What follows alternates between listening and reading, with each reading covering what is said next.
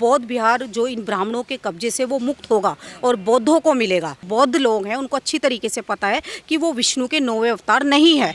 ये तो उनका हिंदूकरण करने के लिए, ताकि वो उनको अपने में मिला लें। जब पुष्यमित्र सुंग ने जो है वृद्धरथ की हत्या कर दी थी, तो जितने भी उस समय बौद्ध विहार थे उनको इन्होंने मंदिरों में तब्दील कर दिया। आप जितना ज़्यादा गहराई से खोदोगे आपको वहाँ बुद्ध विहार मिलेंगे। जितना ज़्यादा गहराई से खोदोगे तथागत बुद्ध की स्टैचू आपको दिखाई देगी। क्योंकि अगर तथागत बुद्ध का धम्म फैल जाता है तो फिर इनकी रोजी रोटी पर खतरा आ जाएगा, संकट आ जाएगा।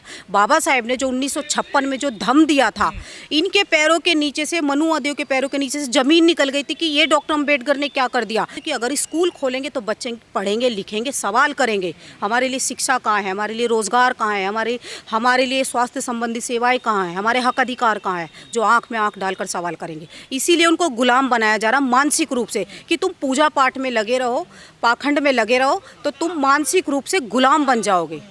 तो जब मानसिक रूप से आप गुलाम बन जाओगे तो आप सवाल नहीं करोगे। आप देखें कि संविधान को अंदर ही अंदर खोखला इन्होंने कर दिया, और उसी तरीके से ये बौद्ध विहारों को भी खत्म करने की कगार पर है कि जब बौद्ध विहार खत्म हो जाएंगे, जब इनका अस्तित्व ही नहीं बचेगा। देखिए, आंदोलन फेल नहीं हुए हैं, अभी भी हमारे बौद्ध भिक्खु वहाँ पर बैठे हुए हैं और जगह जगह आंदोलन हो रहे हैं। अभी दिल्ली में भी जंतर मंतर पर आंदोलन हो रहा है अपने ऐतिहासिक धरोहर को बचाने के लिए। तो चुप कोई नहीं बैठा है, इस पर अंदर ही अंदर काम हो रहा है, और आप देखें कि बहुत जल्दी वो ब्राह्मणों से मुक्त भी होगा। देखिए, अभी देखने को मिल रहा है कि वहाँ जय श्री राम के नारे लग रहे हैं, शिवलिंग बनाकर वहाँ पूजा पाठ हो रही है। देखिए, ये तो हर जगह आपको देखने के लिए मिलेगा। देखिए कि बाबा साहेब के जहाँ पे स्टैचू हैं वहीं आसपास आपको मंदिर भी दिख जाएंगे जगह जगह देखने के लिए। तो ये जो ब्राह्मणवादी जो व्यवस्था है, क्योंकि ये चाहते हैं कि जिस तरीके से इन्होंने अयोध्या का मंदिर कब्जा लिया, उसी तरीके से महाबोधि महाविहार को भी ये हथियाना चाहते हैं। वो तो उनके कब्जे में है ना, देखिए। हाँ, बिल्कुल उनके कब्जे में है, लेकिन इसीलिए तो ताकि उनके कब्जे से वो बाहर निकले, इसीलिए तो लोग आंदोलन कर रहे हैं। हिंदूकरण कर दिया गया, देखिए ना उसका। भले ही हिंदूकरण कर दिया गया हो, लेकिन जो इस देश के बौद्ध भिक्खु हैं, जो इस देश के उपासक हैं, जिनको तथागत बुद्ध में आस्था है, वो लोग कभी भी ऐसा नहीं होने देंगे। आप देखें कि जगह जगह आंदोलन हो रहे हैं और वो भी बहुत बड़े लेवल पे होंगे, ऐसा नहीं है। तो सरकार को घुटनों पर तो आना ही होगा। गया में क्या है जो ब्राह्मण उसका पीछा नहीं छोड़ रहे हैं? देखिए, बोध गया में आप देखें कि विदेशों से फंडिंग जो आती है उसका मामला हो सकता है, और हिंदू राष्ट्र जो है, इनके जो हिंदू राष्ट्र बनाने का जो सपना है उसमें सबसे बड़ा रोड़ा है भारत का संविधान, और दूसरा है महाबोधि, जितने भी ये टेम्पल हैं इस देश में।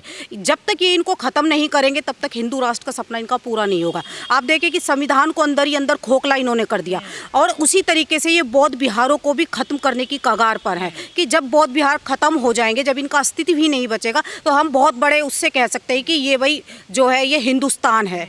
तो इसीलिए ये इनकी रणनीति हो सकती है कि वो आने वाले समय में, क्योंकि इनका जो टारगेट है 2035 तक हम इस देश को हिंदू राष्ट्र बना देंगे। ये भी कहते हैं ना कि हिंदुओं की बीइंग ही तो है ये जो बौद्धिस्ट हैं, ये तो हिंदुओं की शाखा ही है ना। देखिए, नहीं नहीं, हिंदुओं की शाखा कहाँ से हो गई? आप तथागत बुद्ध को पढ़िए, जो बिल्कुल ईश्वर के अस्तित्व को नकार रहे हैं, खंडन कर रहे हैं, जो कह रहे हैं कि भाई ये पूजा पाठ पाखंड ये सब कुछ भी नहीं है, तो हम कैसे उन्हें हिंदू की श्रेणी में लेकर के आ सकते हैं? आप तथागत बुद्ध को पढ़िए, नहीं बताया जाता इनको, वो है नहीं ना, क्योंकि जब तक वो पढ़ेंगे नहीं, क्योंकि इस देश के बुद्धिस्ट जो लोग हैं, जो बौद्ध लोग हैं, उनको अच्छी तरीके से पता है कि वो विष्णु के 9वें अवतार नहीं है।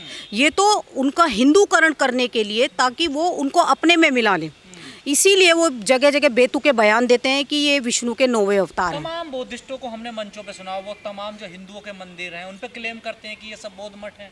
बिल्कुल, जितने भी आप देखें कि सही कह रहे हैं क्या? बिल्कुल सही कह रहे हैं। जितने भी ये मंदिर बनाए गए हैं, जब पुष्यमित्र सुंग ने जो है वृद्धरथ की हत्या कर दी थी, तो जितने भी उस समय बौद्ध विहार थे उनको इन्होंने मंदिरों में तब्दील कर दिया। आप जितना ज़्यादा गहराई से खोदोगे आपको वहाँ बुद्ध विहार मिलेंगे। जितना ज़्यादा गहराई से खोदोगे तथागत बुद्ध की स्टैचू आपको दिखाई देगी। तो ये जितने भी, चाहे वो बहुत सारे जो बड़े बड़े मंदिर हैं, लगभग 200 के करीब इस देश में जो बड़े बड़े मंदिर हैं, वो सारे बुद्ध विहार ही हैं। बुद्ध की इतनी बड़ी विरासत थी और बुद्ध धर्म की उत्पत्ति भारत से हुई है, तो भारत में ही क्यों इसका पतन हो गया? आखिर कौन है इसका जिम्मेदार?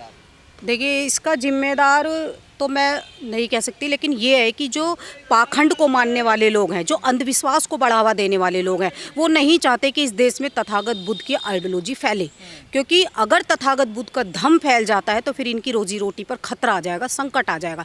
बाबा साहेब ने जो 1956 में जो धम्म दिया था, इनके पैरों के नीचे से, मनु आदियों के पैरों के नीचे से ज़मीन निकल गई थी कि ये डॉक्टर अम्बेडकर ने क्या कर दिया। आज जो हमारी गली मोहल्ले में आसानी से ब्राह्मण आ जाते हैं ना, जो हमारे लोग भी बुला बुला कर लाते हो, ऐसे नहीं आते हैं। बाबा साहेब की धम्म क्रांति के कारण आते हैं, ऐसे नहीं आते वो। जिनको हमारी गलियों से बदबू आती है, हमारी परछाई से जो लोग नफरत कर रहे हैं, आज हमारे घरों में आने के लिए वो तैयार हैं, वो धम्म क्रांति की वजह से। तो क्या बौद्ध धर्म सीधा चोट करता है हिंदू धर्म का जो बिल्कुल, वो बौद्ध धर्म जो है वो हिंदुत्व पर या हिंदू के जो जितने भी परंपराएं रीति रिवाज जो है उन पर एक तरीके से प्रहार करता है।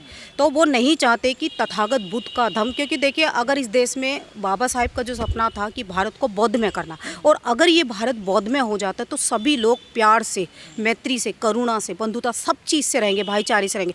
लेकिन जो हिंदुत्व की जो राजनीति है, जो देश के लिए बहुत बड़ा खतरा है, बाबा साहेब कहते हैं कि हिंदू राष्ट्र किसी भी कीमत पर नहीं बनना चाहिए, क्योंकि ये समता, मैत्री, करुणा के लिए बहुत बड़ा खतरा है आने वाले समय में। तो ये बात बाबा साहब बहुत पहले भाप चुके थे।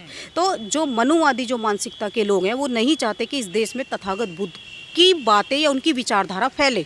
इसीलिए आप देखें कि जगह जगह हमारे बौद्ध विहारों पर कब्जा करने में लगे हुए हैं। पॉसिबल ही नहीं है ना हिंदू राष्ट्र बनना। जो अनुसूचित जाति या जनजाति के लोग जी। हैं वो तो अपने आप को हिंदू मानते नहीं है, ना उन्हें मंदिरों में जाने दिया जाता, ना वो पुजारी बन पाते, तो कैसे हिंदू राष्ट्र बन जाएगा? देखिए हिंदू राष्ट्र तो मैं बता रही हूँ कि नहीं बनेगा किसी भी कीमत पर। हिंदू हमारे लोग भी जो अब बहुत सारे हैं वो अपने आप को हिंदू कहते हैं, लेकिन वो हिंदू तब तक हैं जब तक उनको वोट चाहिए इन मनुवादियों को। जब उनका वोट का वो सारा पूरा प्रोसेस हो जाता है, फिर ये दलित बन जाते हैं, फिर ये नीची जाति के बन जाते हैं, जो कि आज भी हमारे लोगों को समझ में नहीं आई ये बात अच्छी तरीके से। तो वो सिर्फ वोट हथियाने के लिए ही उनको हिंदू कहते हैं, बाकी वो उनकी नज़रों में अछूत हैं और अछूत ही रहेंगे। तमाम हम जो बुद्ध धर्म के प्रोग्राम होते हैं उनमें जाते हैं, लेकिन एक बड़ी क्रांति क्यों नहीं आ पा रही है भारत में? क्रांति जब तक जो तथागत बुद्ध की जो विचारधारा है, जब तक हम उन्हें अपने घरों से उसकी शुरुआत नहीं करेंगे, संस्कारों में नहीं लेकर के आएंगे। अब तो वैसे लोग पूरी दुनिया में बौद्ध धर्म फैल गया, लेकिन भारत में ही नहीं फैल पा रहा, पता नहीं। भारत में सबसे ज़्यादा जो जातिवाद, जो पाखंडवाद, सबसे ज़्यादा भारत में ही है। और भारत के जो लोग हैं, जो मनुवादी मानसिकता के लोग हैं, देखिए सत्ता किसके पास है? सत्ता इन्हीं मनुवादियों के पास है। जिसके पास राज होता है वो उसी चीज़ का प्रचार प्रसार करता है, अपने धर्म का प्रचार प्रसार करेगा। धर्म मजबूत होता है। बिल्कुल, सत्ता से धर्म मजबूत होता है। आप देखिए कि जगह जगह इन्होंने स्कूल बंद कराए जा रहे हैं, इस देश में मंदिर खोले जा रहे हैं। रोजगार लोगों के पास नहीं है, मरने की कगार पर हैं लोग। लेकिन जो इन लोगों ने जो ये सोच रखा कि जगह जगह मंदिर बनाए जा रहे हैं जिससे भिखारी पैदा होंगे। अब ये देखिए अयोध्या का मंदिर बना दिया इतना बड़ा, अब मुझे बताइए कि वहाँ पर कितने लोगों को रोजगार मिलेगा। और उस अयोध्या के मंदिर में भी एक सफाई कर्मी के साथ बलात्कार हो जाता है, लड़की के साथ। हाँ, कोई बचाने के लिए नहीं आता।